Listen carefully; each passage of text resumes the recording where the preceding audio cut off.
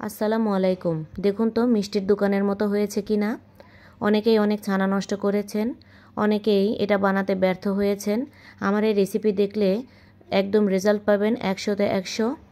এখানে কোনো আমি কাটছাট করিনি, আমি যেভাবে তৈরি করেছি সেটাই তুলে ধরার চেষ্টা করেছি। এখন এখানে আমি নিয়ে নেব 750 গ্রাম দুধ। 750 গ্রাম দুধ হচ্ছে 1 কেজির কিছুটা কম, আপনারা 1 কেজি দুধও নিতে পারেন। এখন এখানে একটা বলক চলে এলে চুলাটা বন্ধ করে দেব।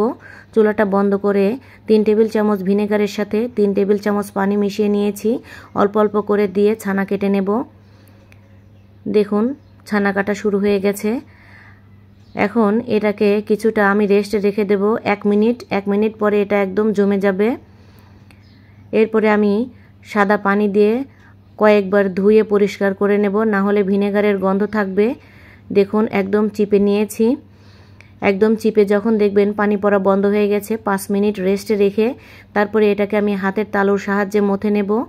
এখানে আমি নিয়ে নিয়েছি 1 চামচ চিনি, 1 টেবিল চামচ কর্নফ্লাওয়ার। আমি যে উপকরণগুলো বলেছি অবশ্যই এই উপকরণ দেওয়ার চেষ্টা করবেন। আর অবশ্যই মিষ্টি তৈরি করতে অল্প ছানা ব্যবহার করবেন। প্রথমে অল্প দিয়ে তৈরি করে দেখবেন আপনারা পারেন কিনা, বেশি নিয়ে নষ্ট করবেন না। আমি যে পরিমাণে তৈরি করেছি সেই পরিমাণেই তৈরি করার চেষ্টা করবেন। হাতের তালু দিয়ে আমি যেভাবে মাখছি একদম এভাবে মেখে দেখবেন যে চিনির দানাগুলো একদম গলে গেছে কিনা। আমি ততক্ষণ পর্যন্ত এভাবে মেখে নেব যতক্ষণ পর্যন্ত চিনির দানাগুলো গলে যায়।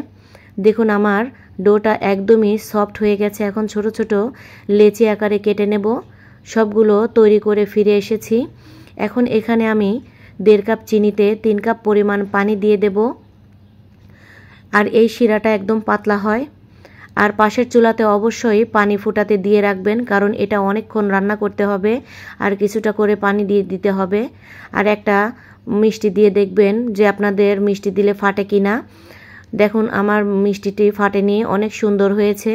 এখন আমি মিষ্টিগুলো দেওয়ার পরে 5 মিনিট ঢাকনা ছাড়া জাল দিয়ে নেব। এরপরে আমি ঢেকে দেব 10 মিনিটের জন্য। 10 মিনিট পরে দেখুন মিষ্টিগুলো ফুলে ডাবল হয়ে গেছে। এখন আমি মিষ্টিগুলোকে আলতো করে নেড়ে দেব উল্টে পাল্টে। আবারও ঢেকে দিয়ে দেব। ঢেকে দিয়ে অপেক্ষা করব 5 মিনিট। এখন আমি পাশের চুলায় যে গরম পানি বসিয়েছিলাম সেখান থেকে একটু একটু করে দিয়ে দেব। একটু একটু করে দেওয়ার কারণ হচ্ছে শিরাটা ঘন হয়ে যাবে, মিষ্টির মধ্যে ঢুকতে পারবে না। এই কাজটা ঠিক ঘড়ি ধরে 2 মিনিট পর পর আমি এই পানিটা ব্যবহার করেছি। আমি যে প্রসেসটা দেখিয়েছি আমি এখানে কোনো ভিডিওটি কাটিনি। এখানে 2 মিনিট পর পর আমি পানি দিয়ে দিচ্ছি আর একটু করে দুলিয়ে দিচ্ছি মিষ্টিগুলো। আপনারাও সেম প্রসেস ফলো করার চেষ্টা করবেন, তাহলে মিষ্টির রেজাল্ট অনেক ভালো হবে। দেখুন আমি কিভাবে পানি দিচ্ছি আর দুলিয়ে দিচ্ছি। তারপরে ঢেকে 2 মিনিট অপেক্ষা করছি। আবারও এসে 2 মিনিট পর পর আমি গরম পানি দিয়ে দেব। এভাবে আমি অনেকবার দিয়েছি। এখন একটা মিষ্টি উঠিয়ে চেক করে দেখব মিষ্টি হয়েছে কিনা। দেখুন মিষ্টি হতে আমার আরও 10 মিনিট সময় লাগবে। মিষ্টি যখন দেখবেন হয়ে গেছে একদম পানিতে দিলে ডুবে যাবে। আর ভেসে থাকলে আরও 5 থেকে 10 মিনিট রান্না করে নিতে হবে। এভাবে করে আমি আরও 10 মিনিট রান্না করে নিয়েছি। আমি আবারও পানি দিয়ে দিয়ে ঢেকে দেব এই 10 মিনিটে। এখন আমি উঠিয়ে দেখাচ্ছি। দেখুন মিষ্টিটা পানির মধ্যে একদম ডুবে আছে, তার মানে মিষ্টি হয়ে গেছে। এখন চুলা বন্ধ করে রেখে দেব 1 ঘন্টার জন্য। মিষ্টি ঠান্ডা হলে ফিরে আসছি।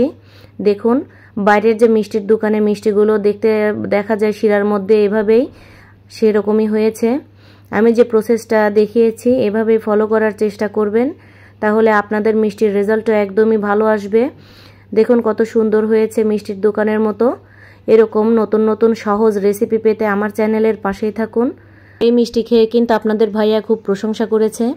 আসছে ঈদে এইরকম মিষ্টির রেসিপি তৈরি করে সবাইকে তাক লাগিয়ে দিন।